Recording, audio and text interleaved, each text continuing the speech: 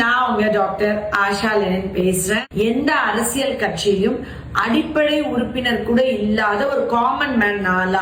அப்போ என்னோட stand point என்னவா இருக்கும், என்னுடைய கருத்து என்னவா இருக்கும்னு எல்லாரும் கேட்கும் போது, கண்டிப்பா இந்திய ராணுவத்துல என்னோட தந்தை இருந்தனால all Indians are my brothers and sisters, எல்லாருமே சகோதரத்துவமா எல்லா மக்களும் என் மக்களே நினைக்கிற ஒரு கொள்கை உள்ளவள் தான் நான். ஆனா தமிழ் தேசிய கொள்கை என்னை ரொம்ப ஆட்கொண்டிருக்குன்னு நான் சொல்லணும். ஓலம் அந்த 2009 வந்து அது என் மனசு ரொம்ப பெரிய தாக்கமாச்சு.